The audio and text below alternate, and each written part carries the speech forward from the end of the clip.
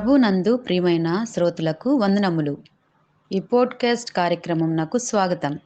మీ అందరి కొరకు ఈ కార్యక్రమమును ప్రసారం చేయుచున్నాం.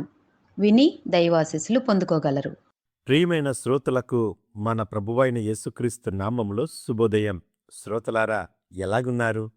మీ అందరూ బాగుండాలని మన ప్రభువైన యేసుక్రీస్తు నామంలో ప్రార్థన చేస్తున్నాం. రండి, ఈ ఉదయకాలము దేవుని సన్నిధిలో వాక్యాన్ని ధ్యానం చేద్దాం. మన హృదయాలు యేసుకు నిత్య జీవం వరంగా ఉన్నాయనే విషయాన్ని ఈ ఉదయకాలం ఈ మధ్య జ్ఞాపకం చేస్తున్నాను. Our hearts for Jesus, the gift of eternal life అనే అంశాన్ని మీ మధ్యన చెప్పడానికి సిద్ధపడుతూ ఉన్నాను. మనుషులు ఈ లోకంలో ఎన్నో వరాలను సంపాదిస్తారు. ధనం, ఆరోగ్యం, పేరు, స్థానం ఇలాంటివి కనబడుతూ ఉంటాయి. వీటన్నిటికంటే గొప్ప వరం ఏంటంటే నిత్య జీవం వరం. ఇది ఎవరైతే పొందుకుంటారో వారు నిత్యము యేసయ్య సన్నిధిలో నివసిస్తారు అని దేవుని వాక్యం తెలియజేస్తుంది. ఈ వరం మన క్రియల ద్వారా కాదు కానీ మన హృదయాలను యేసుక్రీస్తుకు అర్పించడం ద్వారా లభించే దేవుని ఉచిత వరం ఇది. అందుకే రోమీయులకు రాసిన పత్రిక 6:23లో దేవుడి మాటని అద్భుతంగా చూపిస్తున్నాడు. అపోస్తలుడైన పౌలు రోమీయులకు రాసిన పత్రిక 6:23 ఏలయనగా పాపం వలన వచ్చు జీతము మరణము, అయితే దేవుని కృపావరము మన ప్రభువైన యేసుక్రీస్తునందు నిత్య జీవము. అందుకనే 7 అంశాలు ఈ ఉదయకాలం మీ మధ్యన మన హృదయాలు యేసుకు నిత్య జీవం వరంగా పనిచేసి ఇవ్వాలని మీ మధ్య జ్ఞాపకం చేయడానికి సిద్ధపడుతున్నాను. మొదటిది, యేసు మన హృదయాన్ని కోరుకుంటున్నాడు. యేసు మన సంపదని కాదు, మన హృదయాన్ని కోరుకుంటూ ఉన్నాడు. సామెతలు 23:26లో ఉన్న మాట, ప్రకటన 3:20లో ఉన్న మాటను చదివితే అద్భుతంగా దేవుడు వాక్యము ద్వారా మనతో మాట్లాడడానికి సిద్ధపడుతూ ఉన్నాడు. రండి, సామెతల గ్రంథము 23:26 ఈ విధంగా వ్రాయబడి ఉన్నది. నా కుమారుడా, నీ హృదయము నాకిమ్ము, నా మార్గము నీ కన్నులకి ఇంపుగా ఉండనిమ్ము అని దేవుడు మాట్లాడుతూ ఉన్నాడు. ప్రకటన 3:20లో కూడా అద్భుతంగా దేవుడు మన హృదయాన్ని ఆయనకి ఇవ్వమని మాట్లాడుతూ ఉన్నాడు. యోహాను రాసిన ప్రకటన గ్రంథము 3:20 ఇదిగో, నేను తలుపు నొద్ద నిలిచుండి తట్టుచున్నాను. ఎవడైనను నా స్వరము విని తలుపు తీసిన ఎడల నేను అతని యొద్దకు వచ్చి అతనితో నేను నాతో కూడా అతను భోజనము చేయుదుము. ఆత్మీయ పాఠంగా దీన్ని మనం ఎలా స్వీకరించచ్చంటే, యేసుకు హృదయం తెలిస్తే మనం మన జీవితాన్ని ఆయన మార్చడానికి సిద్ధహస్తుడిగా ఉన్నాడు. అందుకనే మన హృదయంలో యేసుకు ప్రథమ స్థానం మనం ఇవ్వాలి. మన అంతరంగంలో దేవుణ్ణి ఏర్పాటు చేసుకోవాలి, నివాసం ఇవ్వాలి మనం. ఉదాహరణ ఏంటో తెలుసా? జక్కయ్య తన హృదయాన్ని యేసుకిచ్చినప్పుడు అతని జీవితం మారిపోయింది. లోకాసువార్త 19 ప్రకారం.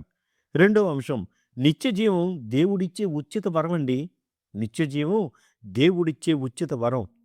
నిత్య జీవం మన అర్హత వల్ల కాదు కానీ దేవుని కృప వల్ల మనకు కలుగుతుంది.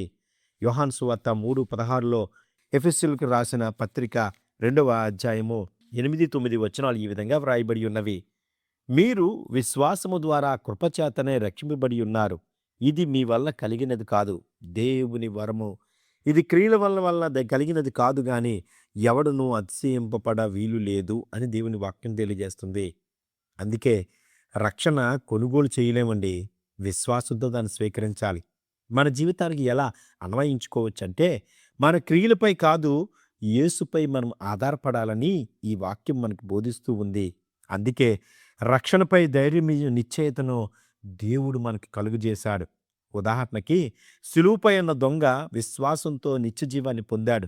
లోకాసువార్త 23:43 ప్రకారం మన జీవితాల్లో యేసు ప్రభువుని మనము రక్షకుడిగా స్వీకరించడం ద్వారా నిత్య జీవాన్ని మనం పొందుతామనే సత్యాన్ని ఈ ఉదయకాలం మీకు తెలియజేస్తున్నాడు. మూడవది, యేసును స్వీకరించి వారికి నిత్య జీవం కలుగుతుంది.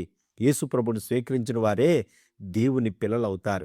యోహాను సువార్త 1:12లో 1 యోహాను 5:11-12 చదివితే యేసుని స్వీకరించు వారికి నిత్య జీవం కలుగుతుంది అనే సత్యాన్ని, ఆయన పిల్లలుగా మనం ఉంటామనే సత్యాన్ని దేవుని వాక్యం తెలియజేస్తుంది. ప్రతిరోజు యేసుతో సంబంధం కలిగి జీవించాలి. ఫలితం ఏంటో తెలుసా? దేవుని కుటుంబానికి చెందిన వారుగా మనం ఉంటాం. ఉదాహరణకి, మగ్దలైన మరియ యేసును అనుసరించి తను కొత్త జీవితాన్ని పొందింది. మరి మన జీవితాల్లో యేసు ప్రభువుతో సంబంధం కలిగి యేసు ప్రభు మనము ఆయన్ని మన తండ్రిగా మనం భావించి ఆయన పిల్లలుగా మనం ఉండగలగడానికి దేవుడు మనకి సహాయం చేయలాగున 4వ అంశం మీ మధ్యన చెప్పడానికి సిద్ధపడుతూ ఉన్నాను. నిత్య జీవం ఇప్పుడే ప్రారంభమవుతుంది. ఎప్పుడో తెలుసా? నిత్య జీవం మరణాంతరం కాదు, ఇప్పుడే ప్రారంభమవుతుంది. యోహాను సువార్త 17:3లో ఉన్న ప్రకారం క్రీస్తులో ఉన్నవాడు కొత్త సృష్టి అని మాట్లాడుతుంది. అపోస్తలుడైన పౌలు కొరింథీయులకు రాసిన 2వ పత్రిక 5:17 ప్రకారం ఇదిగో కొత్త వాయును అని దేవుడు మాట్లాడుతున్నాడు. ఎవరైతే యేసు ప్రభువులో తన జీవితాన్ని మార్చుకుంటారో, పాప రోత జీవితాన్ని విడిచిపెట్టి కొత్త జీవితాన్ని జీవిస్తారో వారు అలవాట్లు, ఆలోచనలు మారతాయి. పౌలు జీవితం పూర్తిగా మారిన సంఘటన అపోస్తల కార్యాలు 9వ అధ్యాయంలో మనం చూడవచ్చు. 5వది నిత్య జీవ ఆశ మనకి స్థైర్యాన్ని ఇస్తుంది. నిత్య జీవ ఆశ మనకు స్థైర్యాన్ని నిలబెడుతుంది.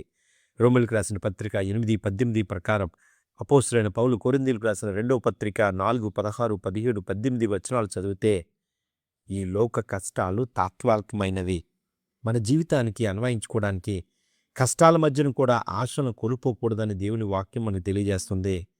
మన విశ్వాసం బలపడుతుంది. అందుకే ప్రారంభ క్రైస్తవులు హింసల మధ్యన కూడా నిలిచారు. యేసు ప్రభు రాకడ కొరకు ఎదురు చూస్తూ ఉన్నారు. 6వది నిత్య జీవం ప్రేమతో జీవించమని దేవుడు మనకి సత్యాన్ని తెలియజేస్తున్నాడు. నిత్య జీవం ప్రేమతో జీవించడానికి పిలుపునిస్తుంది. ప్రేమ లేని విశ్వాసం సంపూర్ణం కాదు. క్షయ, దయ, సేవతో జీవించాలి మనం. మన జీవితం ఇతరులకు ఆశను పెంచేలాగా ఉండాలి. మనం చూసిన వెంటనే ఇతరులు సంతోషపడాలి. మనం చూసిన వెంటనే ఇతరులు మన ద్వారా దేవునికి మహిమపరిచే విధంగా ఉండాలి. మంచి సమరుడు ఉపమానం మనకు తెలుసు కదా. లూకా సువార్త 6:10లో ఉన్న మాటలు మనం చదవవలసిన వాక్యాన్ని దేవుడిస్తున్నాడు. చివరగా యేసుక్రీస్తు మన హృదయాన్ని కోరుకుంటున్నాడు. నిత్య జీవ మహిమకు మనల్ని తీసుకువెళ్తుంది. యేసులో ఉన్న వారికి నిత్య మహిమ సిద్ధంగా ఉంది. యోహాను సువార్త 14:2-3 వచనాలు చదివితే మన గమ్యం పరలోకమని మనం తెలుసుకోవాలి. పరలోక దృష్టితో మనం జీవించాలి. మరణ భయం మన నుండి తొలగిపోవాలి. అందుకే స్టెఫను మరణ సమయంలో పరలోక దర్శనాన్ని చూశాడు. అపోస్తల కార్యాలు 7వ అధ్యాయంలో ఉన్న ప్రకారం. ముగింపుగా యేసుక్రీస్తు మన హృదయాలను కోరుకుంటున్నాడు. ఆయన మనకి ఇవ్వదలిచిన గొప్ప వరం నిత్య జీవం. ఈరోజు మన హృదయాలను పూర్తిగా యేసుకు అర్పిస్తే మన జీవితం మారుతుంది. మన గవ్యం నిత్యమవుతుంది. ఏసే నా జీవితం, ఏసే నా నిత్య జీవ ఆశ అని మనం జీవించులాగున అటువంటి కృప దేవుడు మనకిచ్చులాగున ప్రార్థన చేసుకుందాం.